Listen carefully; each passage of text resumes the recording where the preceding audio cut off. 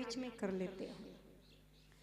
जीवन वही होता है जिसके प्रभाव में आकर के दूसरे व्यक्ति के जीवन में भी परिवर्तन आना प्रारंभ हो जाए। कभी ऐसा मेरे देश का नक्शा रहा कि जो हमारे समीप आता था लोहे की तरह।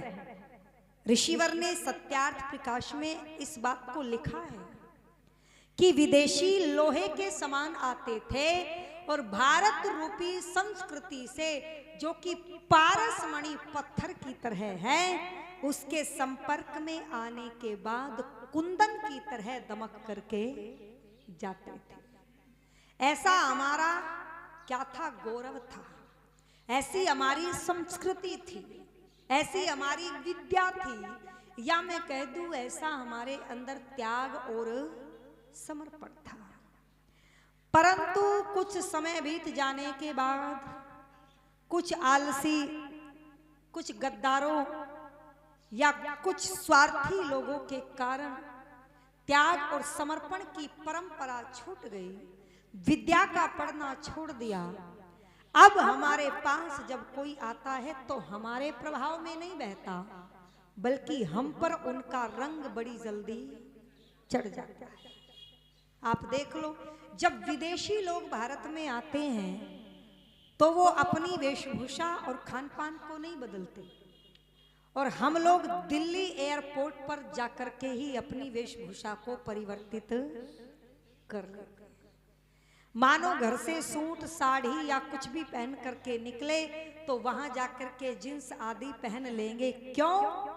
विदेश में जा रहे हैं। यही कारण है कि अब बड़े बड़े सत्संग होने के बाद भी लोगों में परिवर्तन नहीं आता। एक समय हुआ करता था, पिता नानक चंद ने बरेली के अंदर अपने बेटे मुंशी राम को भेजा, जो इंग्लिश पढ़े लिखे बाबू थे, जो वकील थे। महर्षि स्वामी दयानंद की छवि को जब देखा तो प्रभावित तो हो गए। बहुत सारी शंकाएं उनके सामने थी, वो शंकाएं भी रख दी, उन शंकाओं का निवारण भी हो गया। परंतु फिर भी एक बात कह दी मुंशी राम ने कि स्वामी जी, आपके उत्तर से संतुष्ट तो हूं, लेकिन ईश्वर के प्रति ईश्वर है, ये धारणा और ये प्रवृत्ति, ये आस्था अभी भी मेरे अंदर जागृत नहीं।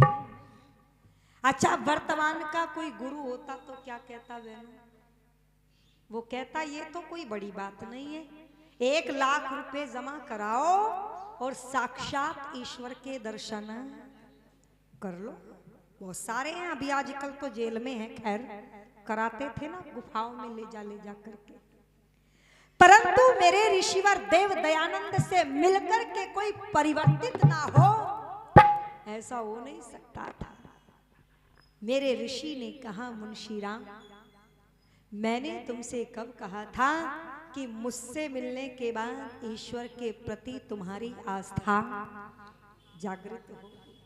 तुमने प्रश्न पूछे, मैंने उत्तर दिए, जो सिद्धांतिक थे तुमने माने, और ईश्वर की कृपा तो जिस दिन होगी उस दिन तुम्हारे अंदर ईश्वर के प्रति आस्था जागृत होगी। और आपने सुना होगा, पानी पीना छान के और गुरु बनाना जान के। पर हम क्या करते हैं? बस कपड़े देखते हैं, कपड़े हैं तो हम क्या समझते, इससे बड़ा सिद्ध साधु बाबा दूसरा कोई। अरे कपड़े बदल करके तो रावण ने भी माता सीता का हरण कर लिया था। कपड़े बदल करके तो ढोंगी पाखंडियों ने मेरी माताओं की, बहनों की अस्मिता को गुफाओं में नोच करके डाला। कपड़ों से प्रभावित मत होना। मुंशी राम ने देखना चाहा, जो इतना तेज इस स्वामी के शरीर से, चेहरे से, वाणी से छलकता है, जो ये मंच पर बैठ करके कहते हैं, क्या वास्तव में उनके जीवन में वो है? और लोगों, मुंशी राम ने ऋषिवर देव दयानंद की दिनचर्या को फॉलो करना शुरू कर दिया। आप सभी जानते हैं। और कैसे फॉलो किया ऋषिवर रात को उठ करके अमृत काल में, एक होता है ब्रह्म मुहूर्त, एक इससे पहले अमृत काल जिसमें योगी ही जागते हैं। अमृत काल में उठ करके जब ऋषि नदी के किनारे पर स्नान करने के लिए, समाधिस्थ होने के लिए जाते थे, तो मुंशी राम ने महर्षि स्वामी दयानंद महाराज का पीछा किया और मेरा ऋषि चल रहा था लोगों, मुंशी राम दौड़ रहा था, फिर भी ऋषिवर देव दयानंद को पकड़ नहीं पाया। बीच रास्ते में जाकर के मुंशी राम से दयानंद ओझल हो गए। ये थी ब्रह्मचर्य की ताकत। ऋषि चलते थे, मुंशी राम दौड़ता था। अगला दिन फिर हुआ। आज तो मुंशी राम उस जगह पर जहां से ऋषि ओझल हुए थे पहले से जाकर के बैठ गया। यहां से चलूंगा जब पकड़ पाऊंगा, क्या देखूंगा, मैं तो स्वामी जी का चाल में ही पीछा नहीं कर पा रहा हूं। और दुनिया के लोगों, जब ऋषिवर देव दयानंद अगले दिन प्रातः काल अमृत काल में परमात्मा से मिलने के लिए चले, तो उसी जगह से मुंशी राम ने ऋषि दयानंद के पीछे पीछे दौड़ना प्रारंभ कर दिया। जाकर के तब देखा नदी में ठंडे शीतल जल में स्नान किया, फिर नदी में खड़े होकर के गायत्री महामंत्र का जाप किया और लोगों 18 घंटे की समाधि जब मुंशी राम ने ऋषिवर की देखी तो इतना समर्पण जाग गया, इतनी श्रद्धा जागी कि फिर मुंशी राम को श्रद्धानंद बनने में देरी नहीं लगी। ये होता था जीवन।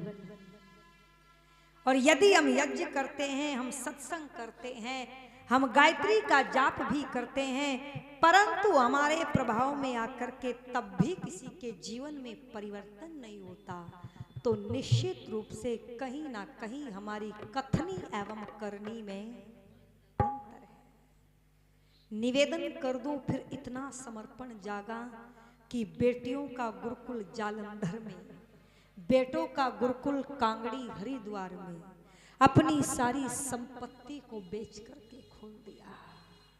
सबसे पहले विद्यार्थी अपने बच्चों को बनाया, बेटियों के गुरुकुल में बेटी को बनाया, और बोलो बेटों के गुरुकुल में बेटों। इंद्र विद्या वाचस्पति जी पुस्तक लिखते हैं मेरे पिता, उसमें पढ़ना किस प्रकार वो ऋषि स्वामी श्रद्धानंद जी का त्याग और समर्पण और ऋषि दयानंद महाराज के प्रति वो समर्पित भाव की चर्चा करते हैं।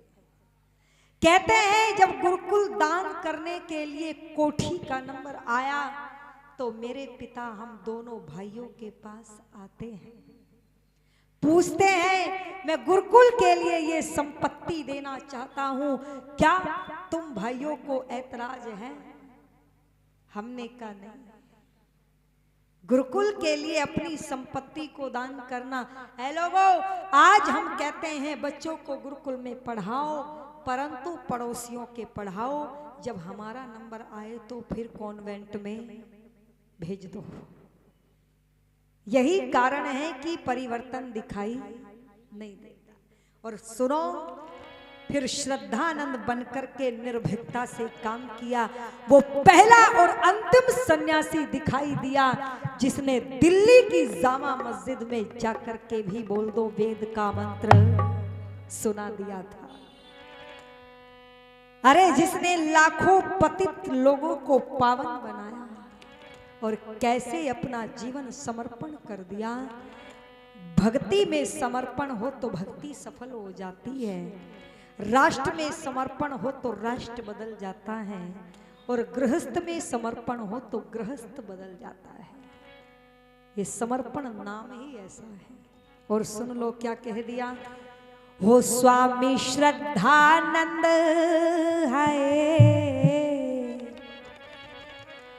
ओ स्वामी श्रद्धानंद अमर बलिदानी है, तेरे तो जमाना सदके, हाँ हाँ तेरे तो जमाना सदके। ओ स्वामी श्रद्धानंद है, स्वामी श्रद्धानंद अमर बलिदानी है, तेरे तो जमाना सदके, हाँ हाँ तेरे तो जमाना सदके, तेरे तो जमाना सदके। ओ बैठी दिला विच हाय रे, बैठी दिला विच तेरी कुर्बानी है, तेरे तो जमाना सदके, हाँ हाँ तेरे तो जमाना सदके।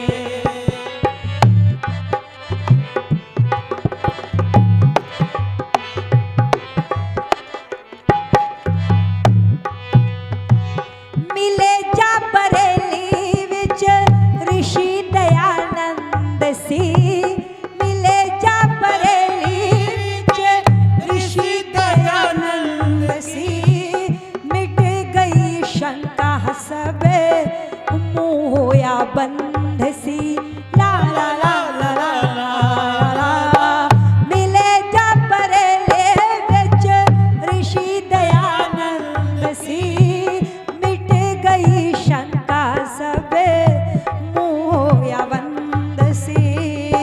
ओ आई सोचा तेरे हाय हाय, आई सोचा ते बिचारा मैं रवानी है, तेरे तो जमाना सदके, हाँ हाँ तेरे तो जमाना सदके। ओ स्वामी श्रद्धानंद हाय रे, स्वामी श्रद्धानंद अमर बलिदानी, तेरे तो जमाना सदके, हाँ हाँ। तो जमाना सदके। और ऋषि वर से प्रभावित होकर के श्रद्धानंद बन के क्या किया, जंगला उजाड़ा विच गुरुकुल खोल के, जंगला उजाड़ा विच गुरुकुल खोल के, शिक्षा गवाची हुई लब लई टटोल के, ला ला ला ला ला ला ला। जंगला उजाड़ा विच गुरुकुल खोल के, शिक्षा गवाची हुई रे लब लई टटोल के। ओ आंधी मोड़ के हाय रे, आंधी मोड़ के ते सभ्यता पुरानी है, तेरे तो जमाना सदके, हाँ हाँ तेरे तो जमाना सदके। ओ स्वामी श्रद्धानंद अमर बलिदानी, तेरे तो जमाना सदके, हाँ हाँ तेरे तो जमाना सदके।